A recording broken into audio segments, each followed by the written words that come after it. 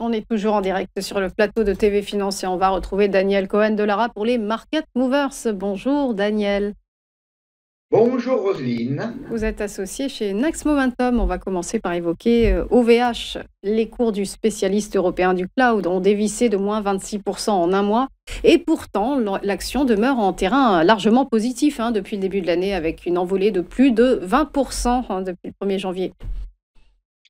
Tout à fait, vous avez bien résumé la situation. On a un graphique ici qui démarre au mois d'octobre-novembre de l'année dernière et on retrouve entre le mois de novembre et le début du mois d'avril une zone de range entre pas très très bien définie, mais que néanmoins entre 8,87 et 7,70 euros. Et puis, démarrage début avril avec deux grandes bougies vertes qui nous ont permis d'atteindre un sommet dans la zone des 14,50 €. En gros, on a progressé de 80 à 90%. Très belle envolée. Et puis, eh bien, les arbres ne montent pas jusqu'au ciel. Après une période de range au début du mois, au mois de juin, entre 13,85 et 14,50, eh bien, on a une très grosse bougie rouge qui nous a ouvert une consolidation et on arrive actuellement dans une zone entre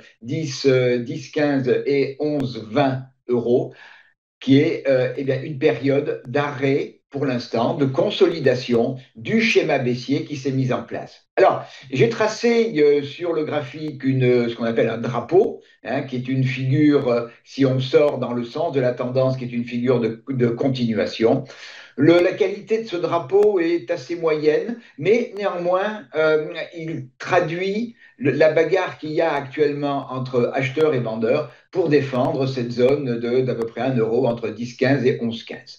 Par ailleurs, la moyenne mobile sans période qui avait été résistance au début de l'année avant de redevenir support, eh bien, redevient résistance au mouvement et la moyenne mobile exponentielle 13 périodes, en rouge ici, est également résistance au mouvement. Donc, on a quand même un schéma qui, à l'heure actuelle, est orienté malgré tout à la baisse. Alors, encore faut-il qu'on ouvre une nouvelle jambe de baisse.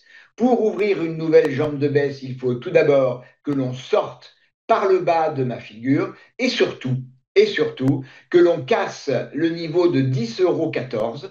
À partir du moment où on casse ce niveau dans le cadre de la théorie de Dow, on fait un nouveau plus bas dans le schéma, dans la tendance baissière, et le mouvement baissier donc reprend ses droits avec comme objectif tout d'abord un support qui date de 2024, de début 2024 à 9,43 €, puis 8,87 et 7,74.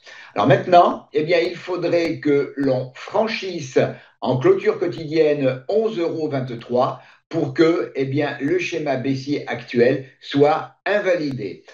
Mais Roselyne, je vous avoue que je ne suis pas très positif sur OVH.